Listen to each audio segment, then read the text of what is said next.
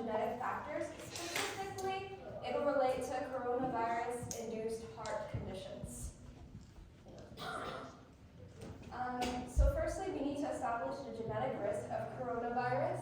So you might have heard on the news, we have like mild symptoms of coronavirus turning into like dangerous heart conditions such as like high blood pressure, arrhythmia, stuff like that. And this has a genetic component, as I will prove later. So a genetic factor has been proved to link to coronavirus, and specifically for us, it's present in 65% of the population in Southeast Asia, so it relates directly to us. And inside that portion of the genetic factor they found, there is ACE2, which is correlated with heart disease associated with coronavirus. Additionally, there's also two other genes which result in cytokine storm, which is basically like a heightened immune response. And those immune cells, they're basically starting to attack the heart itself, causing damage. So this approach is multifactorial. It involves multiple different genes, which is why we need machine learning. So this is like the basis of my model. So here's the data. So the ultimate goal is to basically make a model to determine the risk of an individual having like a high risk of heart disease due to coronavirus using genetic factors. So we're going to get two sets of data. One is DNA, and the second is immune cells, neutrophils, mRNA. Since this is an immune response, we need to see like the genetic expression of like the cytokine controlling genes. And we will have split this data into three basic sets: training, validation, and test sets. And so some features of my machine learning model, I'm going to give various importance to the different factors. Firstly, ACE2, it already has a direct link with coronavirus, and also it's connected to heart disease, so I'll give that more importance. And the same thing with the two genetic factors that result in an increased immune response, that will also be given more importance. And we're also going to do statistical analysis to find any more links or any more importances. So my machine learning model will be basically made using random forest. That's basically like a collection of decision trees. The main advantages of this is that it can consider multiple factors. So we have like many different genes. There's around 300 that are associated with coronavirus specifically. So having machine learning models that can take that into account is really important.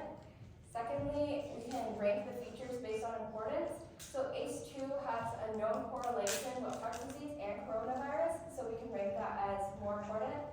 And third, it can represent nonlinear relationships. So if it's not as simple as like a linear regression, we can represent that. And also, it allows for us to bootstrap.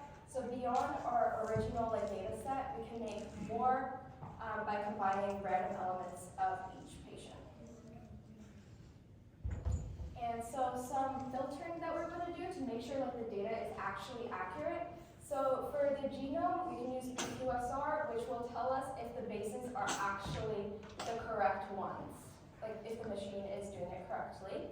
Secondly, we can also use PCA, which is principal component analysis, to find like any outliers to our data. So those are probably wrong, so we can remove that from our data set.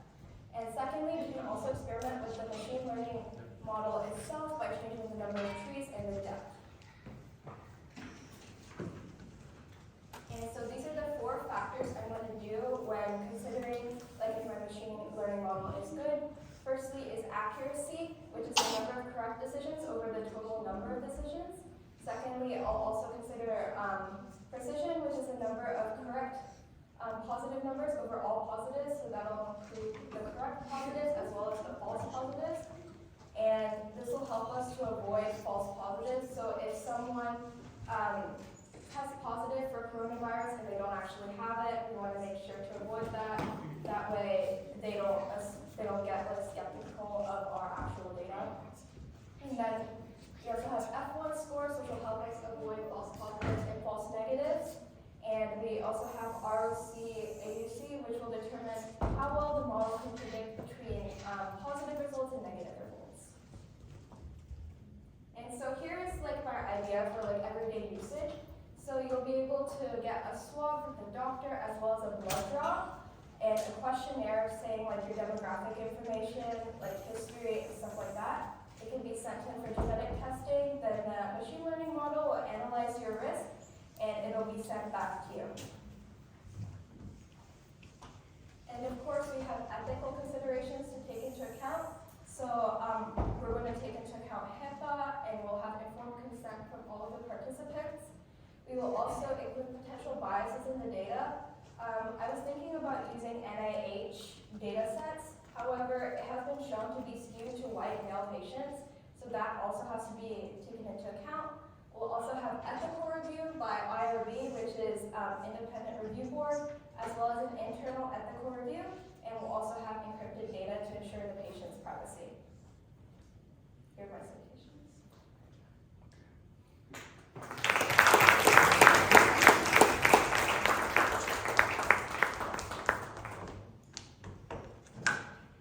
Any questions?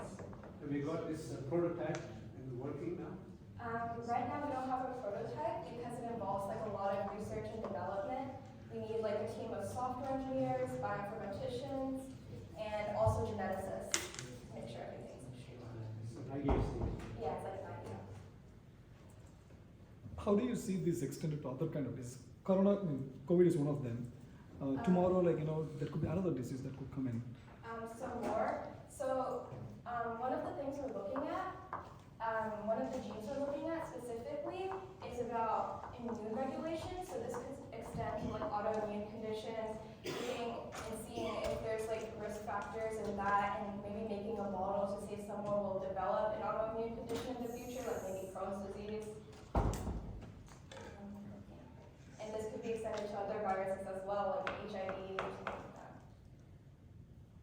So how you plan to extend this research to study the genetic diseases like diabetes and kind of? Yeah, that is a great avenue for it because diabetes has been proven to have a genetic factor as well as environmental factors. So like seeing the correlation between the two would be like a good idea.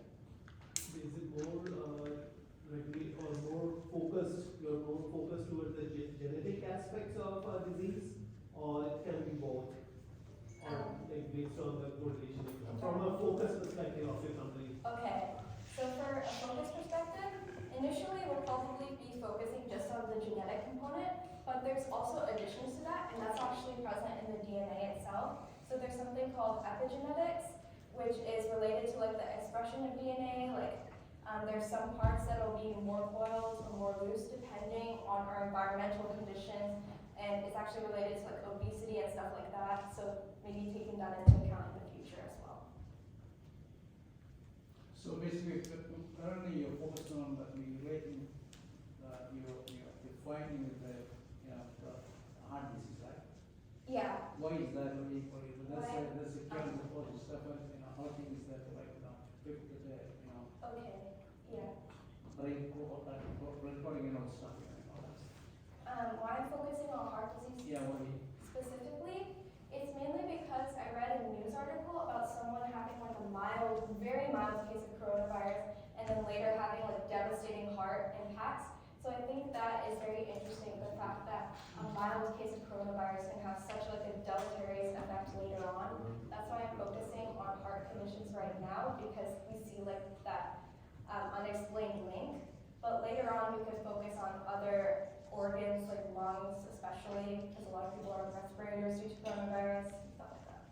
So one more question. So if I understand better from what you presented here, so basically if a heart patient, if he wants to take an extra vaccine, he should do this test.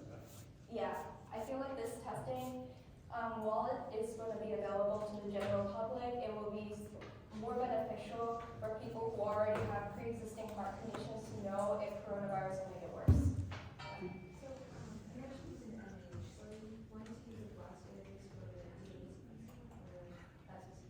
Yeah. Did you run some samples on other algorithms, or did you directly just do random forest? I mean, you mentioned you're going to use random forest. Do you also try out other algorithms, or just directly do random?